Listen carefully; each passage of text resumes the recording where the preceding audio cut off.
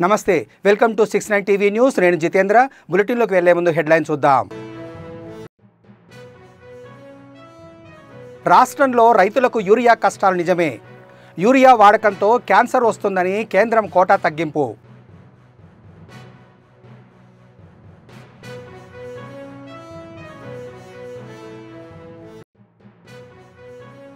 Drugs రహిత భారత్ నిర్మించేందుకు యువత ముందుండాలి కర్నూలులో యువ రన్లో పాల్గొన్న మాజీ ఎంపీ టీజీ వెంకటేష్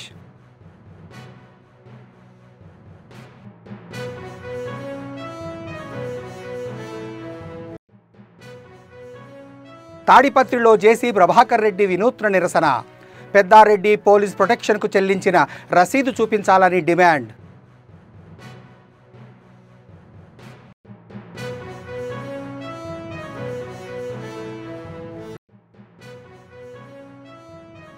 దుమ్ముగూడెం ఆదివాసీ సమస్యలు పరిష్కరించాలి ములకపాడు ఎంఆర్ఓ ఆఫీస్ ముందు ధర్నా చేపట్టిన ఆదివాసీలు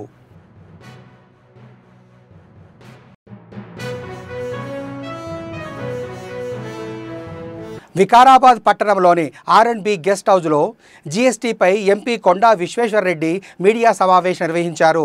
ప్రస్తుత జీఎస్టీ విధానం వల్ల ప్రజలకు వ్యాపారవేత్తలకు లాభాలను వివరించారు. పాత పన్ను విధానం కొత్త జీఎస్టీ విధానం మధ్య తేడాలను తెలియజేశారు.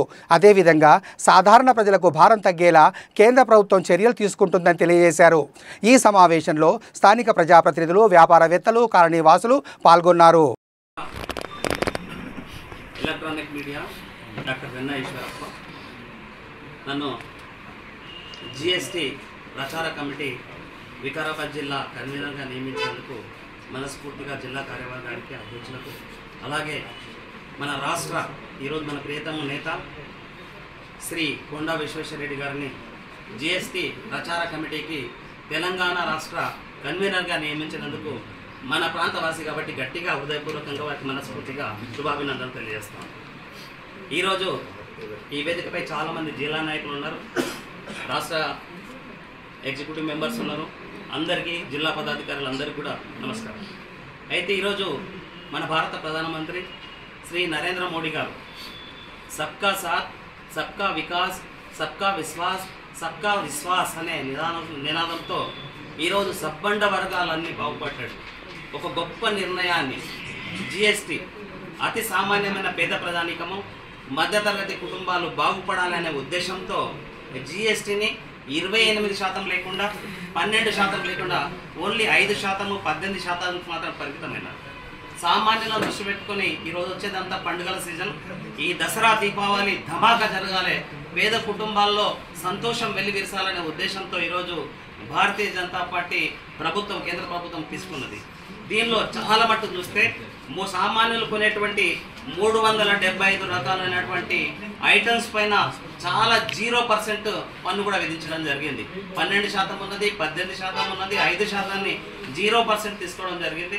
అలాగే 5%కి పరిమితం చేయడం జరిగింది. అతి సామాన్యులు చేసేటటువంటి మన జిల్లా జిఎస్టీ కన్వీనర్, జిఎస్టీ ప్రచార సమితి కన్వీనర్. ఇది కంప్లైంట్స్ ఎక్కువ అంటే ఎగ్గొట్టేటోళ్ళు అంతకుముందు ఉన్న ప్రభుత్వంలో ఇంట్లో ఎగ్గొట్టరాదు. ఎందుకంటే వికారాబాద్ ఉత్పత్తి అయితే నేను ఇక్కడ హోల్సేలర్కి పంపిస్తా. తను హోల్సేలర్ అంటే తను స్టాకిస్ట్కి పంపిస్తాడు, తను స్టాకిస్ట్ రీటైలర్కి పంపిస్తాడు. రీటైలర్ బట్టలు అమ్మినప్పుడు అప్పుడు 18% జిఎస్టీ కట్టాలి. అంటే ఆయన కస్టమర్ దగ్గర వసూలు చేసి కొన్నోళ్ళ దగ్గర వసూలు చేసి కలెక్ట్ చేసి 1000 రూపాయలు అంటే 2000 రూపాయలు అంటే 18% అయితే 360 రూపాయలు కలెక్ట్ చేసి జిఎస్టీ కట్టాలి. కానీ ఈయన కూడా జిఎస్టీ ఛార్జ్ చేస్తే అది సబ్ట్రాక్ట్ చేయాలి. నేను జిఎస్టీ చేస్తే ఏం సబ్ట్రాక్ట్ చేయాలి? తను జిఎస్టీ, నేను జిఎస్టీ కడితే ఏం సబ్ట్రాక్ట్ చేయాలి? నేను బట్ట కొన్నా కదా, బట్ట కొన్నప్పుడు 18% జిఎస్టీ ఉంటుంది. నేను 1000 రూపాయలు బట్ట కొని 2000 రూపాయలకు అమ్మితే ఆ 1000 రూపాయల మీద 18% పడుతుంది కదా, అది సబ్ట్రాక్ట్ చేయవచ్చు. అయితే ఆయన కట్టిందంటే ఇది సబ్ట్రాక్ట్ అవుతుంది. అయితే ఇప్పుడు నేను జిఎస్టీ కట్టకుంటే ఆయనకు నష్టమవుతుంది. సంగారెడ్డి జిల్లా సదాశివపేట పట్టణంలోని భవానీ మందిరంలో శరన్నవరాత్రుల సందర్భంగా మొదటి రోజు భవానీ మందిరంలో మాజీ మున్సిపల్ వైస్ చైర్మన్ పిల్లోడి విశ్వనాథం భవానీ దంపతుల ఆధ్వర్యంలో పూజా కార్యక్రమం నిర్వహించారు. ఈ కార్యక్రమంలో శ్రీ భవానీ లలితా మండలి మహిళా భక్తులు, భవానీ మందిరం భజన మండలి సభ్యులు పాల్గొన్నారు.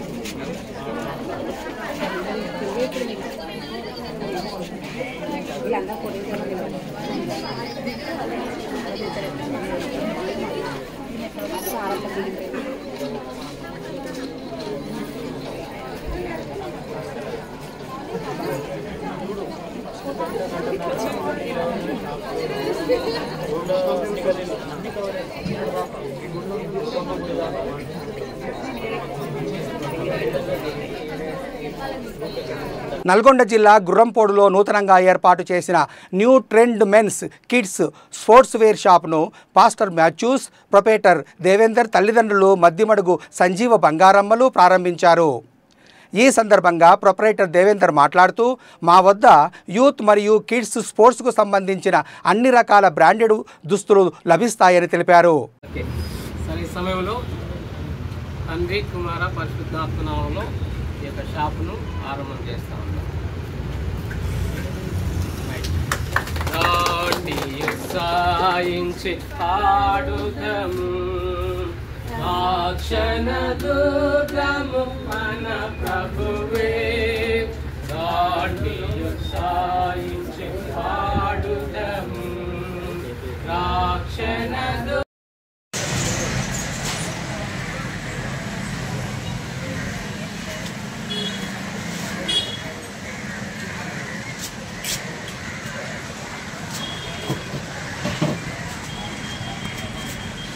రైతుల యూరియా కష్టాలు ఉన్నమాట నిజమేనని శాసనసభలో వ్యవసాయ శాఖ మంత్రి అచ్చెన్నాయుడు తెలిపారు. అధిక విస్తీర్ణంలో పంట సాగు చేయడం వల్ల ఈ సమస్య వచ్చిందన్నారు. యూరియా వాడకం వల్ల క్యాన్సర్ వస్తుందని, వాడకం తగ్గించండి కేంద్రం ప్రకటన చేసి రాష్ట్రాల కోట తగ్గించిందని స్పష్టం చేశారు. ప్రతిపక్ష నేతలు కర్ణాటక, తెలంగాణ రైతుల ఫోటోలతో ఫేక్ ప్రచారం చేస్తున్నారని మంత్రి మండిపడ్డారు. ఈరోజు వాస్తవ అధ్యక్ష యూరియా ఈ సంవత్సరం 1.23 లక్షల హెక్టార్లో గత సంవత్సరం కంటే 1.23 లక్షల హెక్టారుల్లో పంట ఎక్కువ పెట్టారు అధ్యక్ష. ఇంతలోనే కేంద్ర ప్రభుత్వం ఒక ప్రకటన చేసింది. పంజాబ్లో యూరియా వాడడం వల్ల చాలామంది క్యాన్సర్ వస్తుంది. ఈ దేశంలో యూరియా వల్ల చాలామంది క్యాన్సర్ వ్యాధితో చనిపోతున్నారు. రాష్ట్ర ప్రభుత్వాలు అప్రమత్తం కండి, యూరియా వాడకాన్ని తగ్గించండి, మీ రాష్ట్రానికి ఇస్తున్నటువంటి అలాట్మెంట్స్ కూడా మేము తగ్గిస్తున్నామని కేంద్ర ప్రభుత్వం ఒక ప్రకటన చేసింది అధ్యక్ష. ఎప్పుడైతే ఆ ప్రకటన చేసిందో దీనికి తోడు తెలంగాణలో మీరు చూసినారు అధ్యక్ష, యూరియాకి ఎటువంటి సమస్యలు వచ్చాయో. కర్ణాటకలో చూశారు అధ్యక్ష, ఎటువంటి సమస్యలు వచ్చాయో. ఈ ఫోటోలన్నీ తీసుకొని మన దగ్గర ఉన్నటువంటి ఒక ఫేక్ పార్టీ రైతుల్లో భయాందోళన క్రియేట్ చేసింది.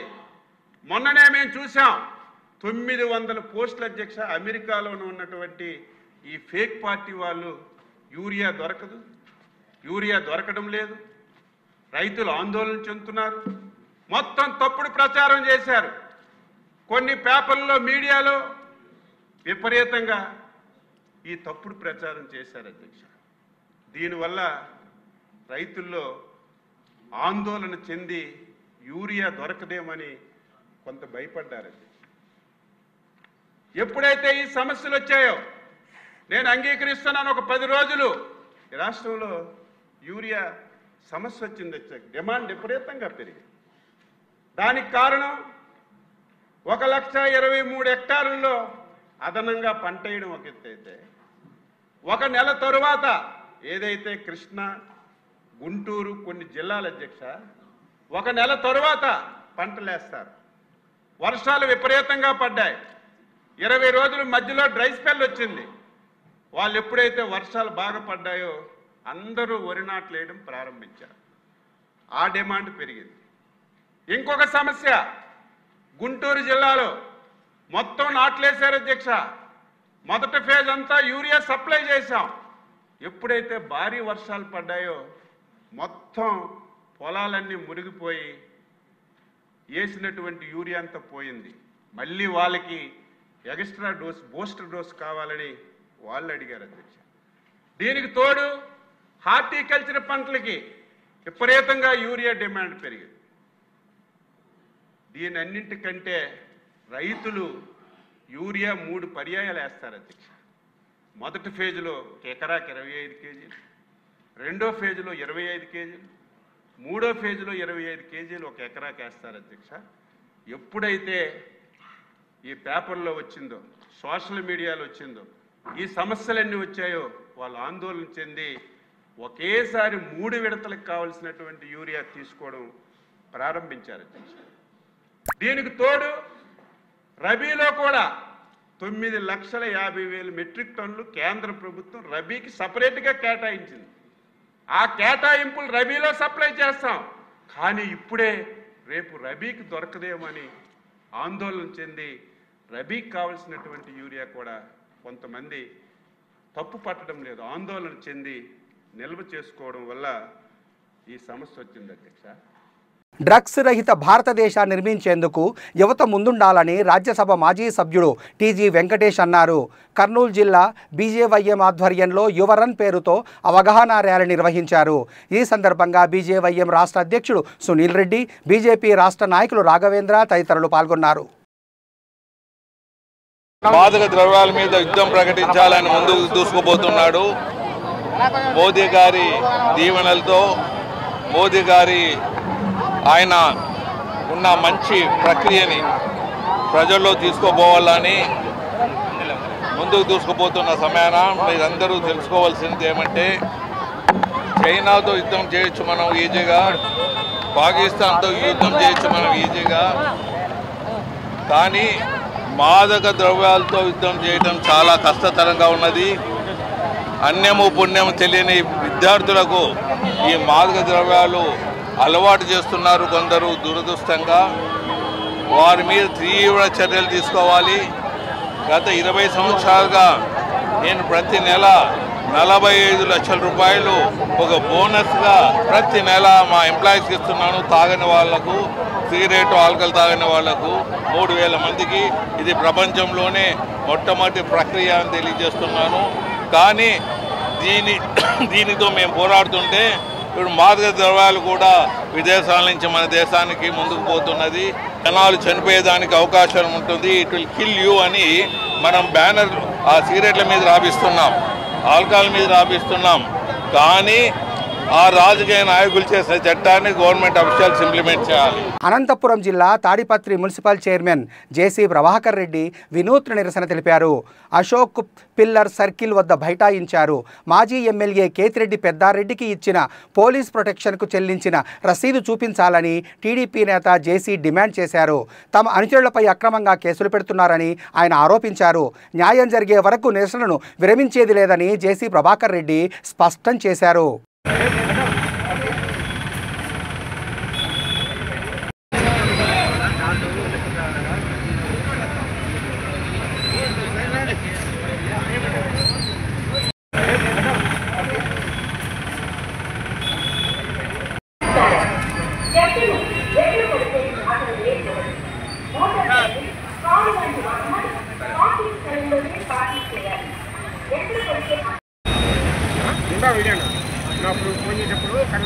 దుమ్ముగూడెం తెలంగాణ ఆదివాసీ గిరిజన సంఘం ఆధ్వర్యంలో మండలంలో ఉన్న ఆదివాసీ సమస్యలు పరిష్కరించాలని టీఏజీఎస్ జిల్లా ప్రధాన కార్యదర్శి కారం పుల్లయ్య డిమాండ్ చేశారు. రెవెన్యూ శాఖలో జరుగుతున్న అవినీతి అక్రమాలు అరికట్టాలని మురికిపాడు నుంచి ఎంఆర్ఓ ఆఫీస్ వరకు భారీ ప్రదర్శన నిర్వహించి అనంతరం ధర్నా చేశారు. ఆదివాసీ సమస్యలు వెంటనే పరిష్కరించాలని డిమాండ్ చేశారు.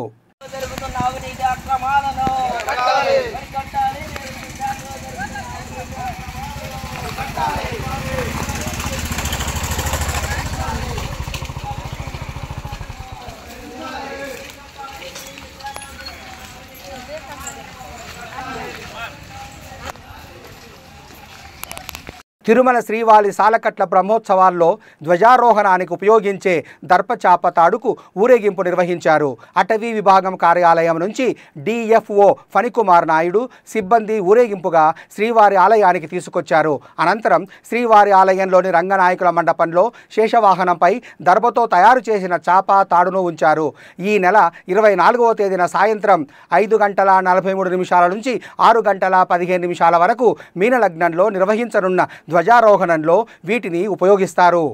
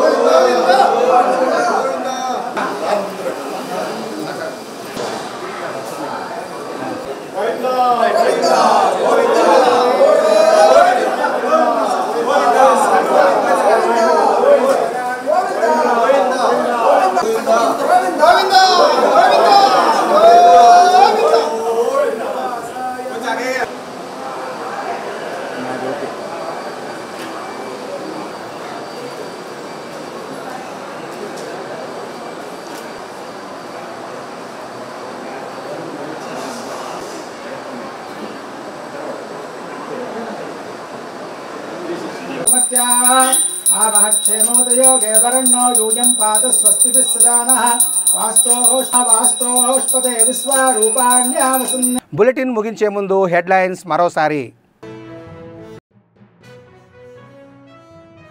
రాష్ట్రంలో రైతులకు యూరియా కష్టాలు నిజమే. యూరియా వాడకంతో క్యాన్సర్ వస్తుందని కేంద్రం కోటా తగ్గింపు.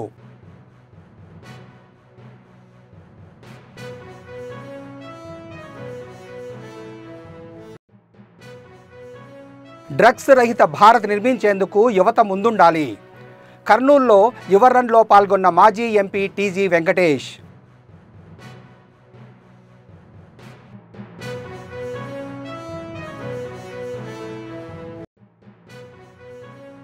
తాడిపత్రిలో జేసీ ప్రభాకర్ రెడ్డి వినూత్న నిరసన. పెద్దారెడ్డి పోలీస్ ప్రొటెక్షన్కు చెల్లించిన రసీదు చూపించాలని డిమాండ్.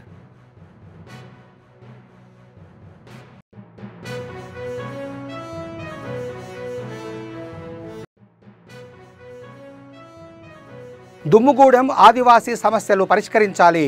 ములకపాడు ఎంఆర్ఓ ఆఫీస్ ముందు ధర్నా చేపట్టిన ఆదివాసీలు.